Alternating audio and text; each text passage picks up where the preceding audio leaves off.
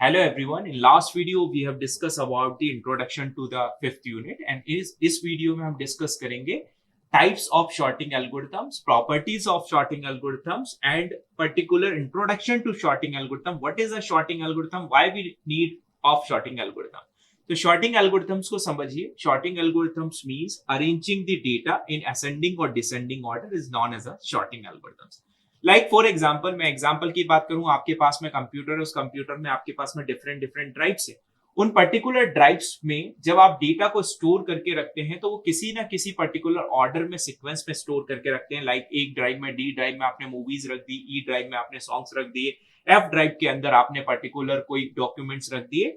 तो क्यों कर रहे हैं हम ये शॉर्टिंग? ताकि हम कोई भी एलिमेंट को एक्सेस करना चाहें, कोई भी डेटा को एक्सेस करना चाहें तो उसको हम इफिशिएंट मैनर में कम से कम टाइम में एक्सेस कर पाए. That's why we require the sorting algorithm, ताकि हम अपने डेटा को शॉर्ट करके रख पाए आइदर असेंडिंग और डिसेंडिंग ऑर्डर.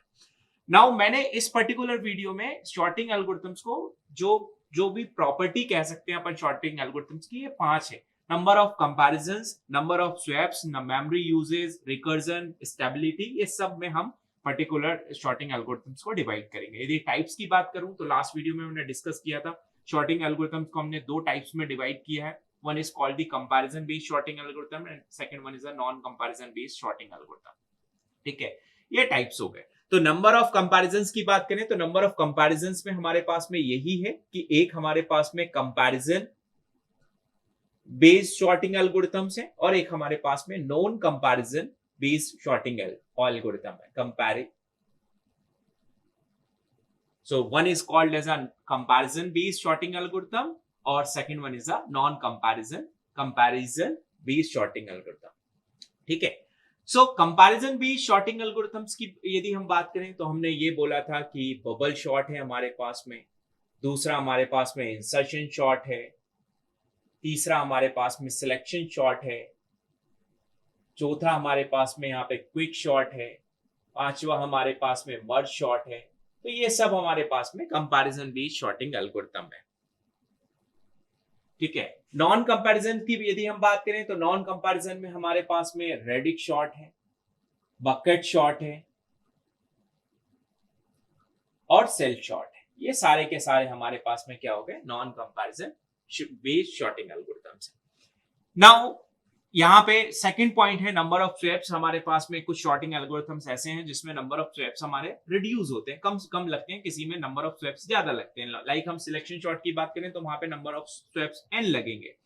ये सब शॉर्टिंग एल्गोरिथम्स हमारे पास में डिफरेंट शॉर्टिंग एल्गोरिथम है. क्यों हम डिफरेंट पढ़ रहे हैं? क्योंकि हमारा पर्पस है कम से कम टाइम में एलिमेंट्स को, डेटा को शॉर्ट कर पाए. तो उसके लिए हमारे पास में डिफरेंट शॉर्टिंग एल्गोरिथम है. किसी का कोई एडवांटेज है तो किसी का कोई ड्रॉबैक्स है. मेमोरी यूजेस की यदि हम बात करें तो मेमोरी यूजेस भी दो पार्ट्स में हमने डिवाइड किया है. एक हमारे पास में एक्सटर्नल मेमोरी है और एक हमारे पास में इंटरनल. ठीक है. तो मतलब हमने मेमोरी को भी दो पार्ट्स में डिवाइड किया है. तो एक वो मेमोरी जो लाइक फॉर एग्जांपल हमारे पास में कोई एरे, एक मेरे पास में एरे है और इसमें कोई एलिमेंट्स हैं इस तरह से, और इन एलिमेंट्स को मुझे यहाँ पे शॉर्ट करना है. तो शॉर्ट करने के लिए यदि मेरे पास एक्स्ट्रा मेमोरी, मतलब एक नया एरे क्रिएट नहीं करने की रिक्वायरमेंट पड़ रही है, तो वहां पे हम ये बोल देंगे कि हम उस पर्टिकुलर केस में क्या बोलेंगे? इन प्लेस, मतलब उसी में हमने शॉर्टिंग कर ली. या एक एक्स्ट्रा एरे की जरूरत पड़ रही है तो वो क्या कहलाएगा? Out place. तो मेमोरी यूजेस में दो तरह का होता है, एक होता है इन प्लेस और second one is out place. तो ये दो तरह से होता है. इन प्लेस मतलब सेम एरे में काम हो रहा है, no need of extra memory. Out place मतलब एक्स्ट्रा मेमोरी की रिक्वायरमेंट मुझे पड़ रही है. ये सारा काम कहां पे होता है? मेन मेमोरी के अंदर. ठीक. Now second one is a recursion. Recursion का क्या मतलब है इसमें समझिए. रिकर्जन की डेफिनेशन ऑलरेडी आप सबको पता है, सी प्रोग्रामिंग में भी पढ़ा हमने, डेटा स्ट्रक्चर में भी, स्टैक के जब एप्लीकेशंस देखे तो तब हमने देखा रिकर्जन मतलब a function is calling itself is known as a recursion. तो रिकर्जन के केस में हमारे पास में दो तरह की एल्गोरिथम्स हैं. एक नॉन रिकर्सिव है. नॉन रिकर्सिव में हम bubble short, insertion short, selection short ये बोलते हैं. रिकर्जन यदि मैं कंपैरिजन बेस्ड शॉर्टिंग एल्गोरिथम्स की बात करूं, और रिकर्जन के केस में हम ये बोलते हैं क्विक शॉर्ट और merge sort. Both are the recursive algorithm. तो ये हो गया आपका merge and quick, both are the recursive algorithm. मतलब ये अपने आप को कॉल करेंगे क्योंकि डिवाइड एंड कंकर अप्रोच है. नाउ स्टेबिलिटी की बात करें तो स्टेबिलिटी को भी दो पार्ट्स में डिवाइड किया गया हमने। एक तरह की एल्गोरिथम हमने बोली है स्टेबल, एक हमने बोली है नॉन स्टेबल। अब स्टेबल का क्या मतलब है, नॉन स्टेबल का क्या मतलब है, इसको समझिए। लेट सपोज मेरे पास में कुछ डेटा है, 2 है, 6 है, और यहाँ पे 7 है, फिर से 6 है, और यहाँ पे 8 है। ये डेटा है, इस डेटा को मुझे शॉर्ट करना है। जब मुझे इसको शॉर्ट करूंगा तो रिजल्ट क्या मिलेगा, 2 6 6 7 8, ये मेरे पास में रिजल्ट आया। ठीक है, अब इस 6 में से यदि ये फर्स्ट वाला 6 फर्स्ट वाली पोजीशन पे ही है तो वो कहलाएगी आपकी स्टेबल।